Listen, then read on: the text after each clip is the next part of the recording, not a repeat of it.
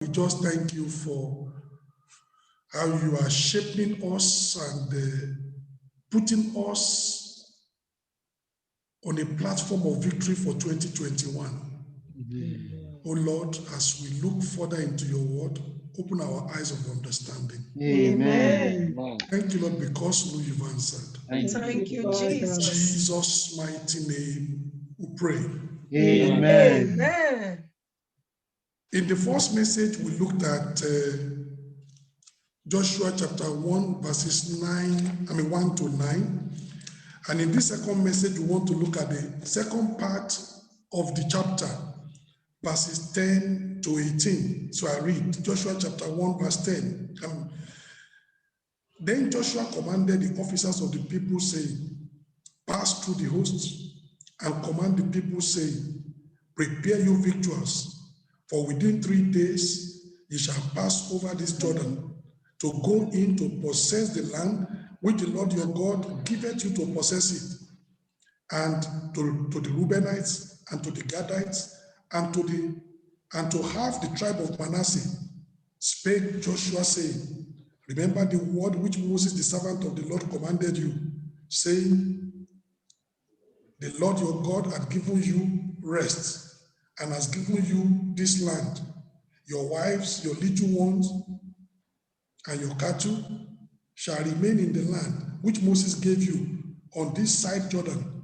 But ye shall pass before your brethren, armed, all the mighty men of valor, and help them, until the Lord have given your brethren rest, as he hath given you.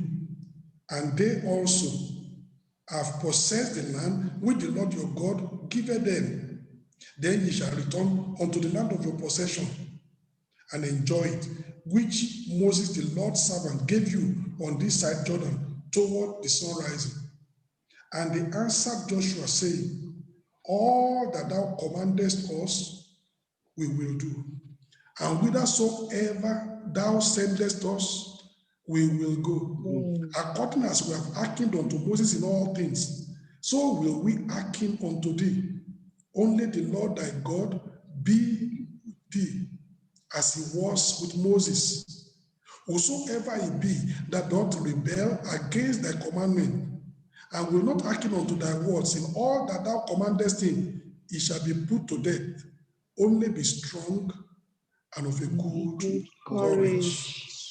So as we look at this message, commitment from great achievers, it was Lao Tzu, a Chinese philosopher and poet, who said, when the best leader's work is done, the people say, we did it ourselves.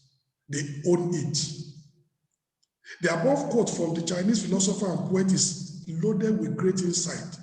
This is the beauty of leadership and followership, working together.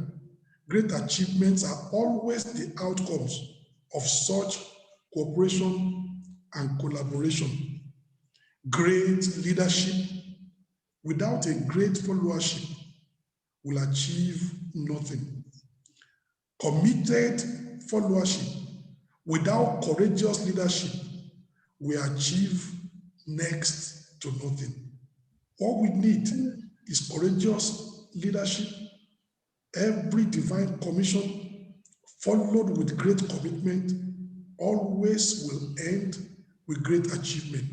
As the leadership is great and the followership is great, as the followership is committed and the leadership is courageous, when we put everything together, we will achieve and accomplish great and mighty things in Jesus' name. Amen. There are some things we want to learn from this passage. Number one, commandment from the empowered leader. God had told Joshua, rise up, cross River Jordan, this Jordan, take these people with you and cross over. Joshua has accepted the divine commission. He has also accepted the divine promise that God said he will be with him, he will help him, he will support him. Now it's time to move. And what did Joshua do? The first thing in verse 10, Joshua chapter 1, verse 10, then Joshua commanded the officers of the people, saying, my brother, my pastor, you've already received the commission. Rise up and do something. Rise up and move. God has given you the commission. He has given you the promise. What are you doing sitting down there? Rise up like Joshua and command the officers of the people. Move through the hosts. But not only that, verse 11, pass. He commanded the officers of the people and he told them, pass through the host and command the people. Say, prepare your victuals, for within 3 days ye shall pass over this Jordan to go in to possess the land which the Lord your God giveth you to possess it. God has called you as a leader. He has commissioned you. You need to mobilize the people. You can't do it alone. Great leadership without a great followership achieves nothing. Committed followership without a courageous leadership is going to end up nowhere. We need to work together. Mobilize the people. You have accepted the commission, mobilize the brethren. You have accepted the challenge and you are saying, God, I will do your will. Mobilize your people. Move them along. That's what Joshua did. He commanded the officers of the people, and the officers of the people commanded the people. Can you see the chain of command over there? How the commandment comes? God commanded Joshua. Joshua commanded the officers. The officers commanded the people. Command coming from heaven to the leader, from the leader to the next set of leaders. And that's the way it always must be. Number one, except we have joyfully and willingly accepted the commission, we cannot be in position to command. If you don't joyfully and willingly accept the divine commission, how can you be? You are not in a position to command. It is only when God tells you, anoint Elisha, anoint Jehu, anoint Azahel, when you have received it, the moment you move, you can begin to implement. If you have not joyfully accepted that commission, what are you going to implement? So that's important. The commission God has given, have you accepted it joyfully? Are you rising up obediently? Are you being prompt? Are you willing to do something about it? Have you accepted it with your whole heart? If you have, then you can be in a position to command. Otherwise, you cannot. Number two, only those who have heeded God's commandment and are responding to the Almighty Commander can be commanders. You want to be a commander? The question I'm asking you this afternoon is, have you responded to the Almighty Commander? If you want to be a commander, you must respond to the Almighty Commander. If you want to be able to give command, you must have responded to the divine command. And if we don't, then you are not in a position. So those who have responded to God's commandment are the people that can become commanders. Number three, the chain of command, it starts from heaven. That's where it starts from. It starts from heaven and goes to the rank of believers. God told Joshua, this is what to do. Joshua rose up and called the next set of leaders. This is what God said we should do, command the people. Those leaders also rose up and commanded the people. You can see that chain of command in our local churches. Are we following that kind of command? Command from heaven maybe has come to the national overseer. National overseer has communicated to the regional overseers. The regional overseers, they've communicated to the local pastors, and it is the turn of the local pastors to communicate to the entire, membership of the church. That's the way it should be. Chain of command. And it's only that way that we're going to get things done. The leader has been empowered, but follow the chain of command. What God has given you, pass it on. Don't let it die with you. Very, very important. Jesus gave us the gospel. It must not die with us. We must pass it on to the next generation. You know what Jesus Christ said? I mean, even what Paul the apostle said? He said, the head of every man is Christ. And the head of every woman is the man. And the head of Christ is God. So you can see that chain of command. God, Christ, man, the woman. There's always a chain. And here is a command of, a chain of command in leadership, starting from heaven, from God to Joshua, from Joshua to the officers of the people, from the officers of the people to the people. Very, very important chain of command. I pray that as we are going through this kind of chain of command, none of us will be rebellious, but we will cooperate to get God's commission, effected and accomplished in Jesus' name. Amen. You know, another thing we learn, those who have been empowered can empower others. Now that God has chosen Joshua and God has commissioned Joshua and God has empowered Joshua and God has promised Joshua, Joshua now can empower the officers. And when the officers are empowered, they can go ahead and empower the people. Those who have been empowered can empower others. Brother, you want to be empowered. You want to empower others. My question is, have you been empowered? And there are some people, they want to empower others, but they themselves have not been empowered. How are you going to do it? You can't do that. Only those who have been empowered can empower others.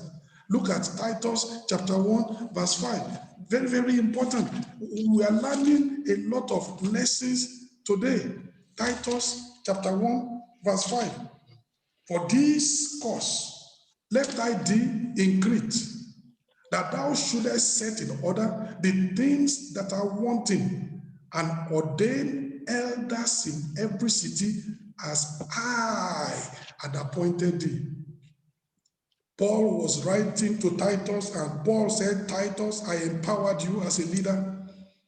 I empowered you and appointed you to be a leader. Now that you have been empowered, you can empower others. Appoint elders in every city as I had appointed thee. It's only when you have been empowered you can empower. Otherwise, it's not going to lead to anything. And when you have been empowered, empower others. If you've been selected to be a leader, raise up other leaders. Somebody has trained you. Somebody has helped you. Somebody has polished you. Somebody has helped you to get to this level of leadership. Empower others also. Raise them up. Those who have been empowered can empower others. In 2 Timothy chapter 2, verse 2. 2 Timothy chapter 2, verse 2. Paul said, and the things that thou hast heard of me among many witnesses, the same commit thou to faithful men, who shall be able to teach others also. Don't let the gospel end with you. You have been trained, train others. You have been empowered, empower others. And the people that are going to be empowered, they should empower others also. That's the way it goes. And that's what we are learning here. Joshua was empowered. He empowered the officers of the people. Once the officers of the people were empowered, they empowered the people to rise and move. And eventually, the whole congregation, they moved. I pray that as God empowers us, we will empower others in Jesus' name. Amen. Remember what I told you? It was Elijah that God gave the commission to anoint Jehu to be king over Israel. But by the time Elijah's time was over, Elijah couldn't do it. Elisha was the next prophet that took over from Elijah. And because Elisha was empowered, he could carry out that assignment. But also Elisha, for one reason or the other, could not do it. You know what he did? He empowered somebody else to carry out that task.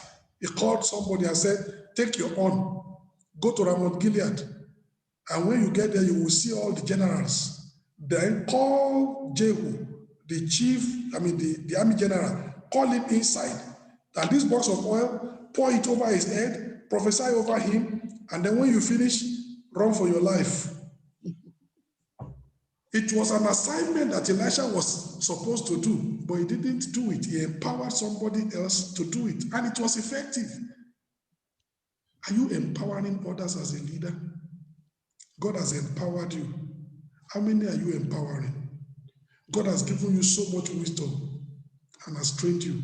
How many are you training? God has raised you up, a great general. Are you raising up others to be just like you?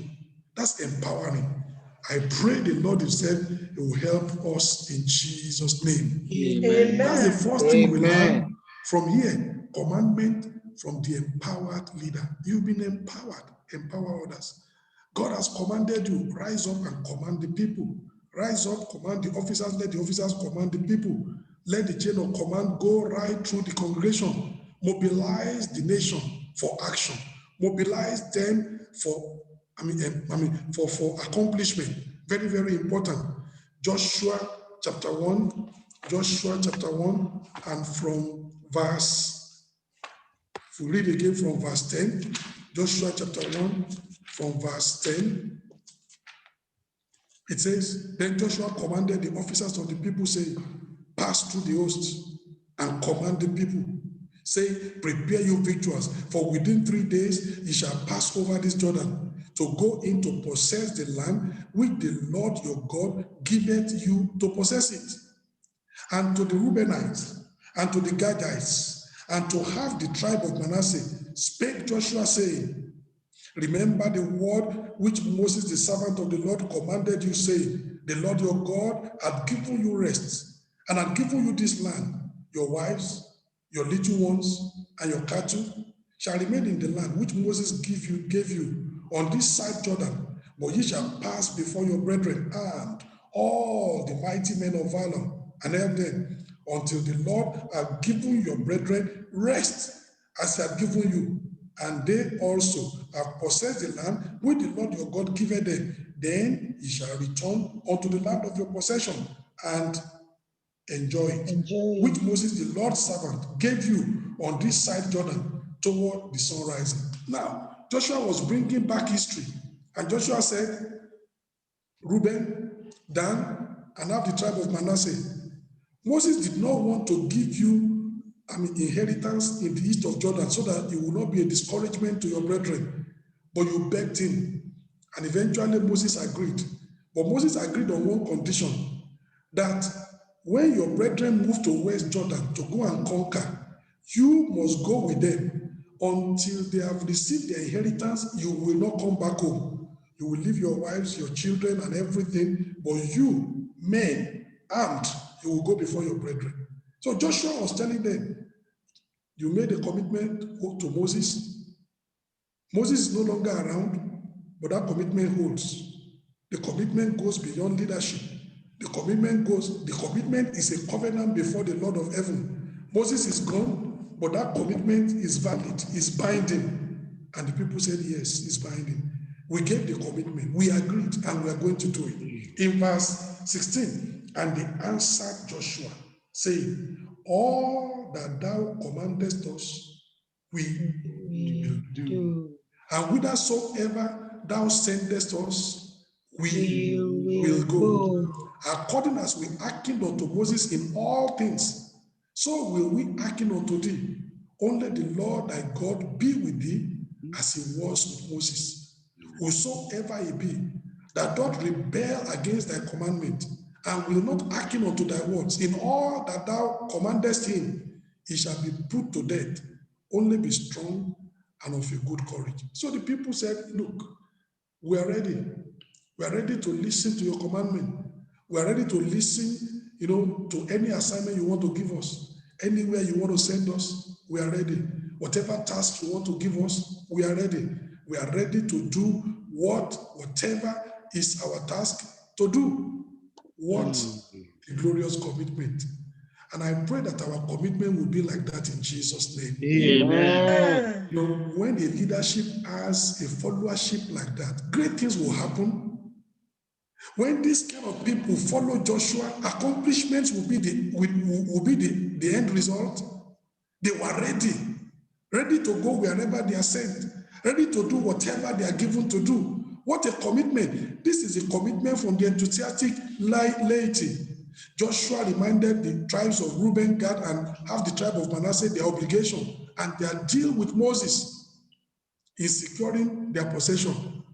They were to aid and assist their brethren to secure their own possession also. Their commitment shines through. And I pray that in 2021, your commitment will shine through. Amen. I can't hear your amen. Amen. Like the commitment of these brethren, like their commitment shone through. Our commitment also in 2021 will shine through in Jesus' name. Amen. They told Joshua, all that thou commandest us, we will do. And whithersoever thou sendest us, we will go. No conditions. Absolute commitment. Total commitment. They didn't say, if where you send us is not too dangerous, we will go.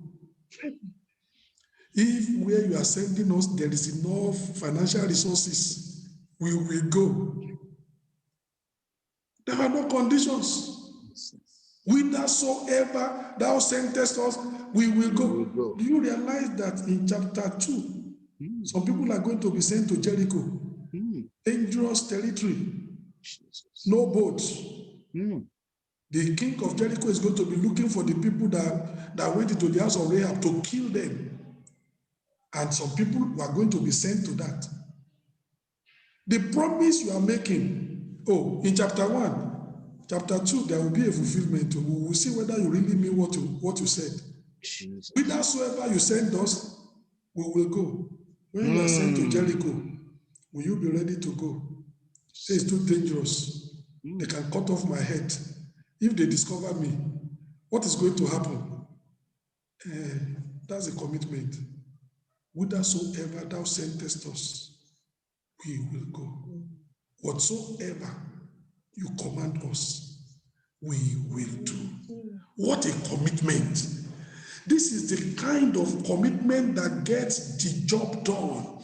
This is the kind of commitment in followership that makes, the enterprise to be great.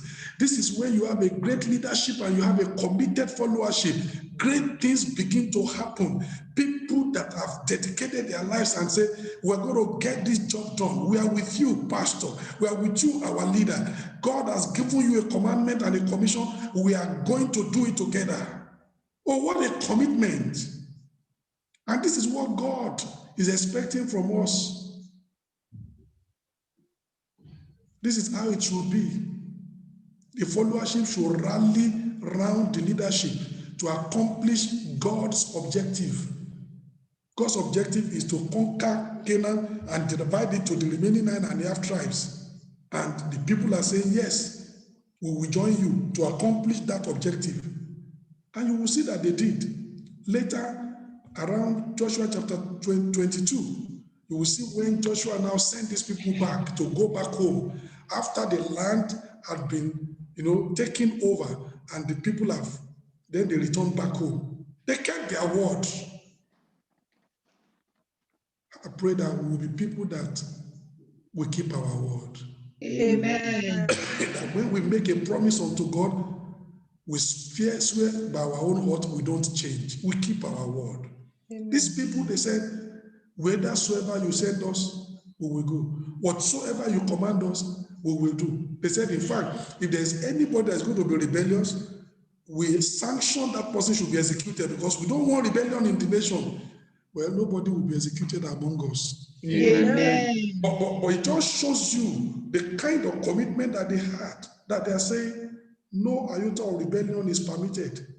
Everybody must follow suit. Everybody must follow through. And I pray that in 2021, all of us will follow suit. Amen. And we will follow through.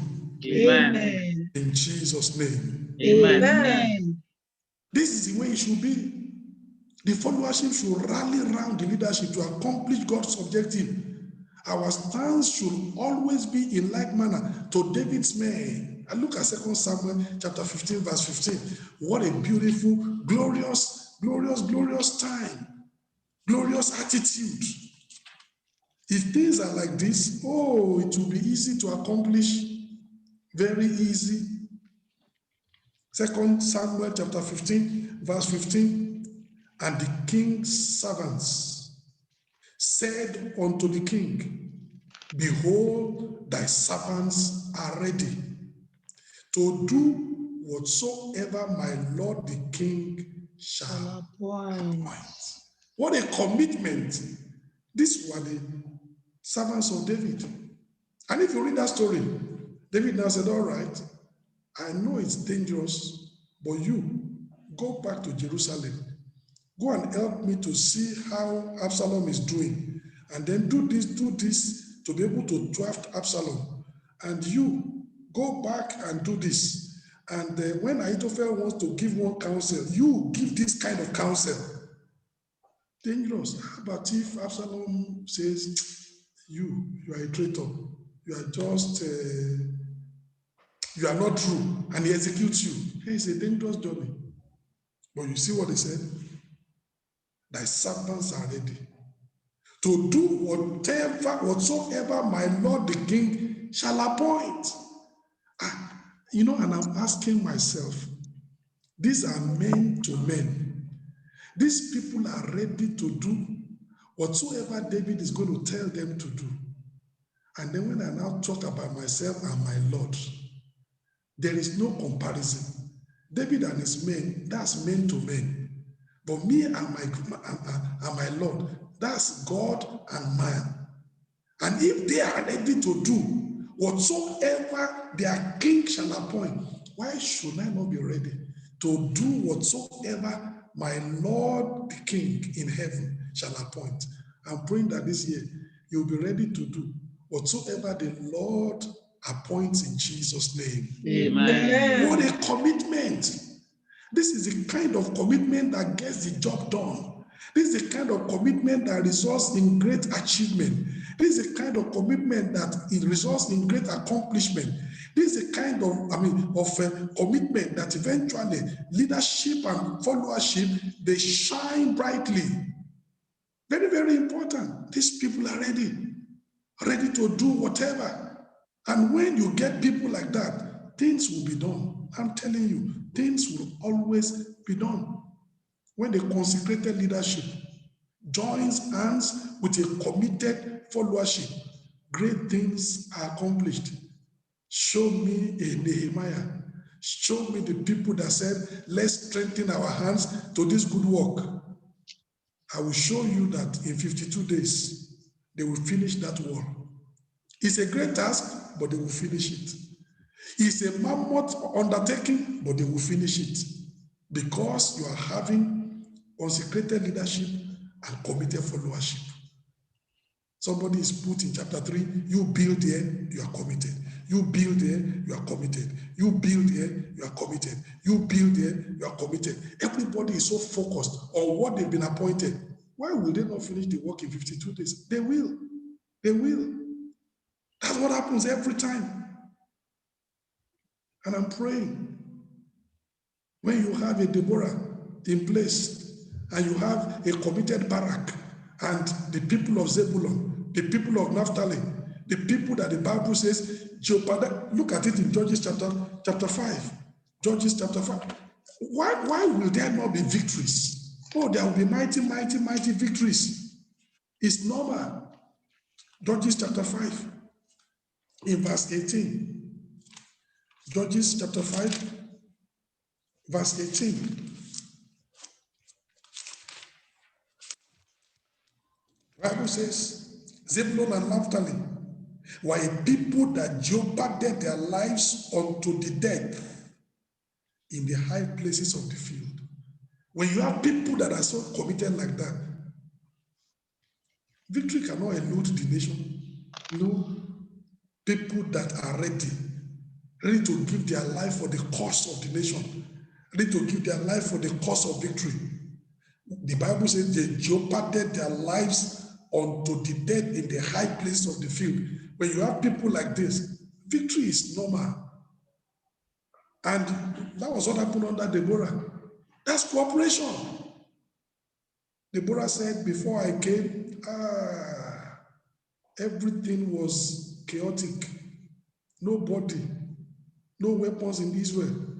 Everybody, they couldn't travel the highways because the marauders and the robbers are just, raiding the people. People have to be going by the byways and by the byways and the detours. Nobody could travel the highways.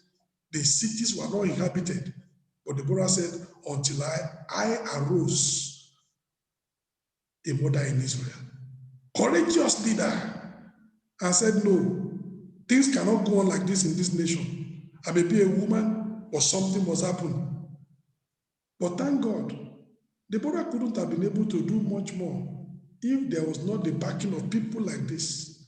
The people from Zebulun, the people from Naphtali, the people that are committed, the people that are ready to jeopardize their lives in the high places of the field.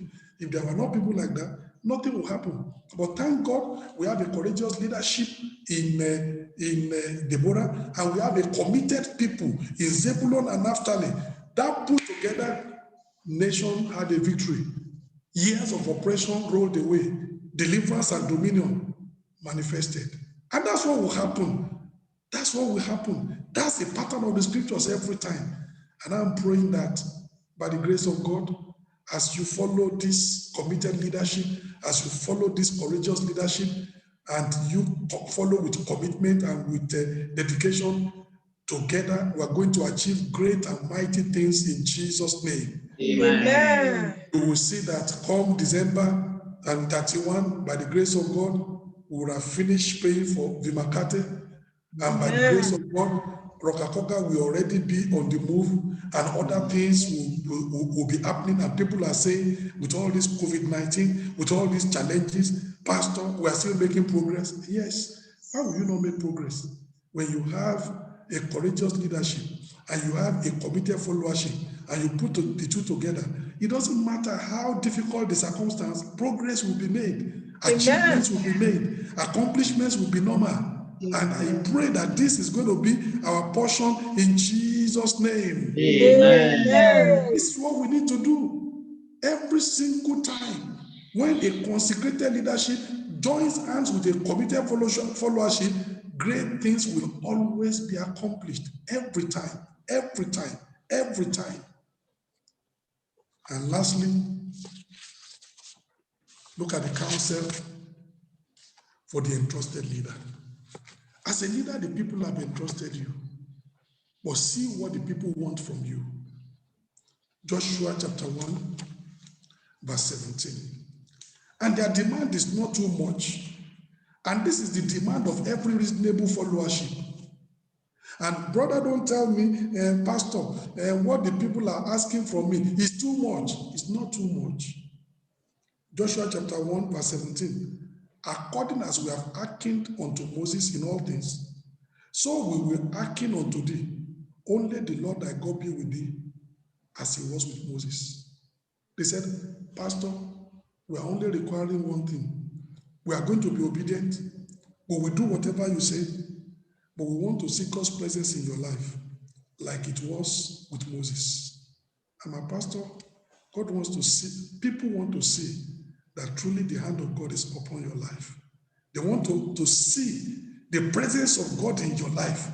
Nobody wants to follow a leader that you are not sure whether God is leading him or not. You are not sure, he's not sure where he's going.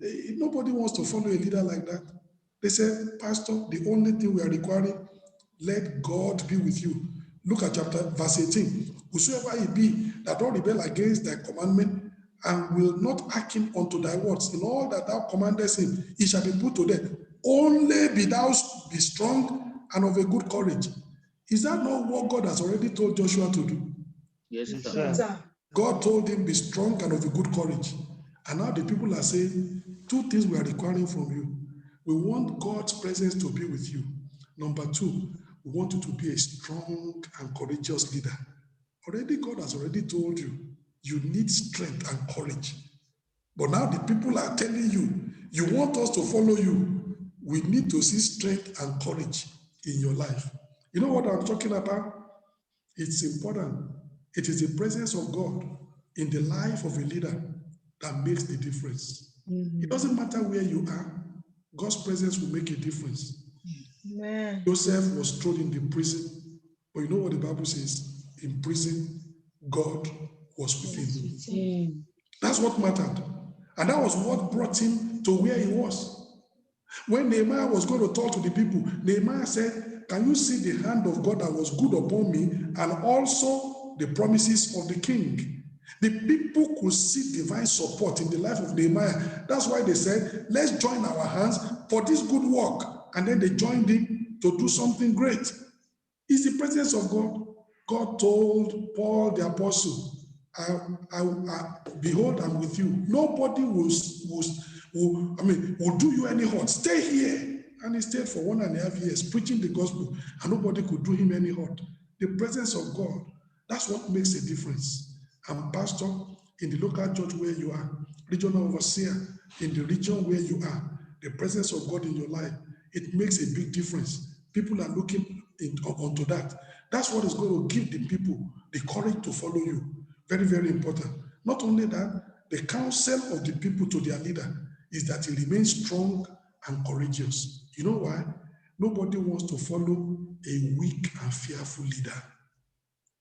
Nobody wants to follow a weak and fearful leader. God says, take the people across River Jordan. Say, God, it seems you have not seen what River Jordan is doing recently. He is flooding. River Jordan is already, it's very furious river. God, how do you expect us to cross? And if the leader is like that, what do you expect from the people? Already that project has failed. Nobody wants to follow a weak and, a weak and, fearful leader. People want strong and bold leadership, strong and courageous leadership. And here they told Joshua, only be thou strong and of a good courage. If you are like that, we will follow you. And I want you to know that the people are only telling the leader what God has already told him.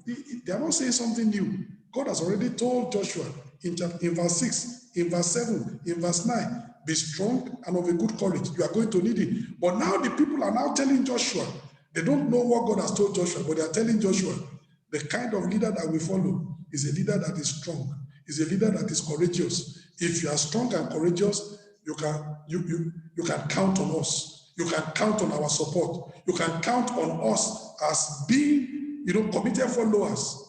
My brother, if you want people to follow you as a leader, you need to be strong.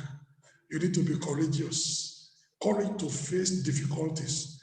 Courage in the midst of challenges. Courage when you are passing through the impossible and the impassable. Courage when you are facing a lot of forbidden struggles. Courage when there are fierce strong men like Jabin, the king of Hazor. Courage in the midst of people's criticism and murmurings and complaint, even after you have done the will of God. Courage. That's the kind of leader that people want to face, that people want to follow.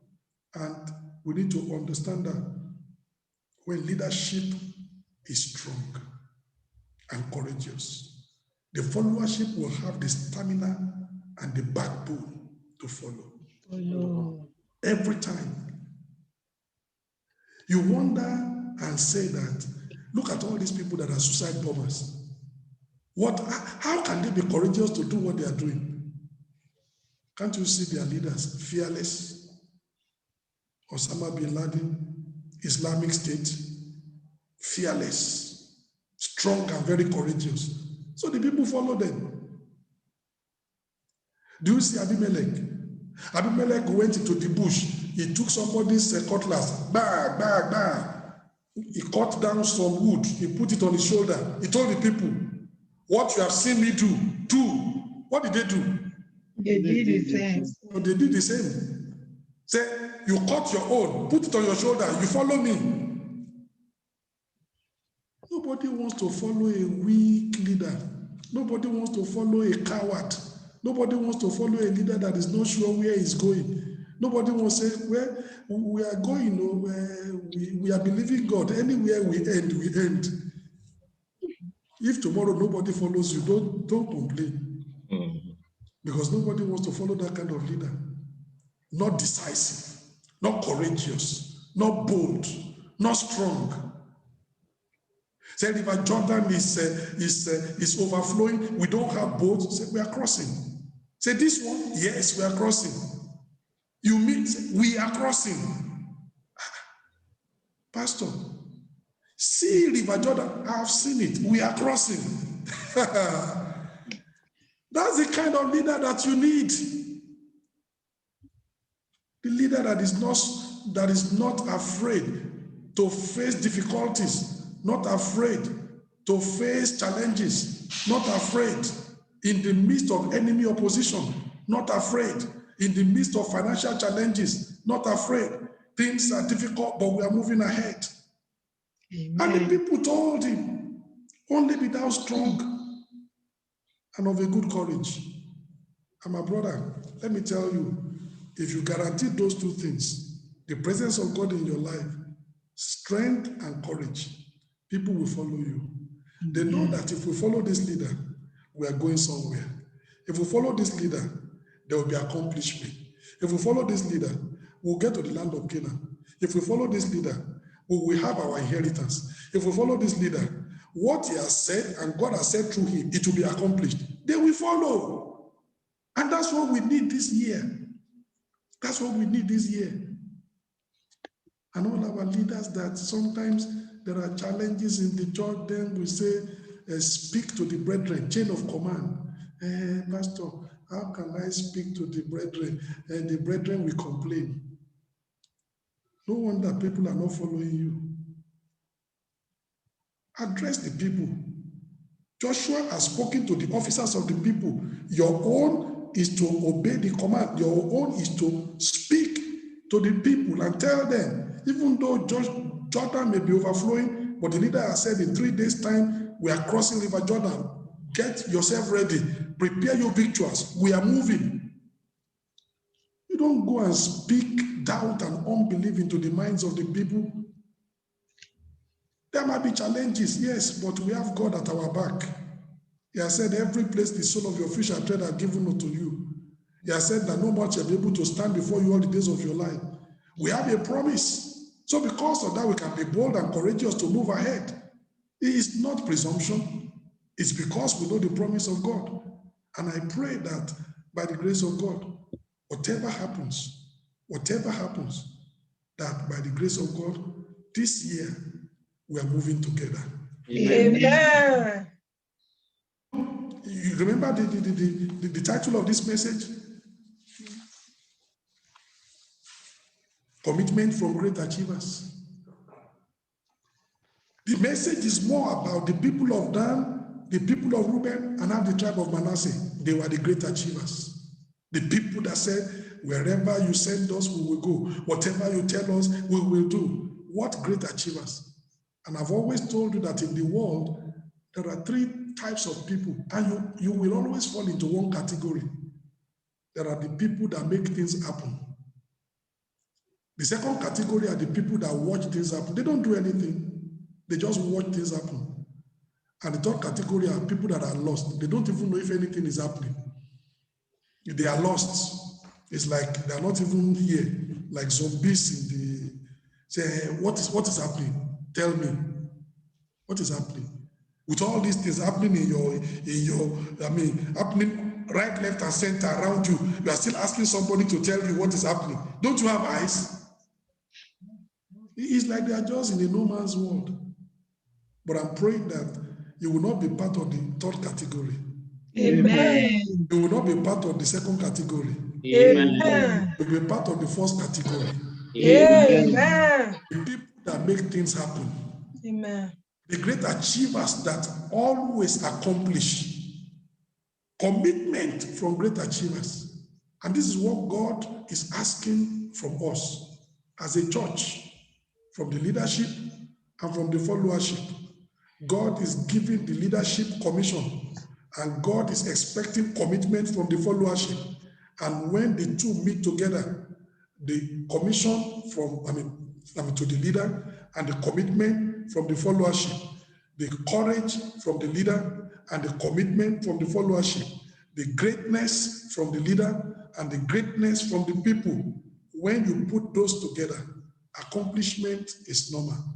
By the time we come to Joshua chapter 22, it was not out of place that these people, they've already received their inheritance. They've gotten in, conquered the place, and Joshua distributed it. When you have people that are committed like this, why will you not be able? You will accomplish. And this year, we are going to accomplish. Amen. You know, like with the people that I'm seeing over here, I can see my sister, a great achiever. I can see my brother, a great achiever. I can see that individual, a great achiever. Together, we are going to achieve great and mighty things this year in Jesus' name. Amen. Let's just rise up and pray and tell the Lord commitment from great achievers that God will help us. God will help us. God will help us. Every one of us, we are going to be committed to divine assignment, committed to divine appointment, committed to the divine task. We are going to take people into the land of Canaan. What God has said, we are going to achieve. This Great opportunity. This is our time. Gracious and everlasting Father, Lord, It's a time, pray my that you brother. help It's a time, my sister. It's In a the time mighty that God wants to name do of something Jesus. great in His church, and He wants Oh, to my depend God. upon you. God will depend upon you. Be In part the of the mighty great name of achievers. Jesus. Be part of the great achievers. Lord. Be part of the great achievers. Help us, Lord. Achievers. Part of the great achievers, O Lord. We thank you for the Help us, mighty Father. we are very, very grateful. Lord of lords and King of kings. The power in the Great mighty be name of mighty Father. Jesus. Help us to be part of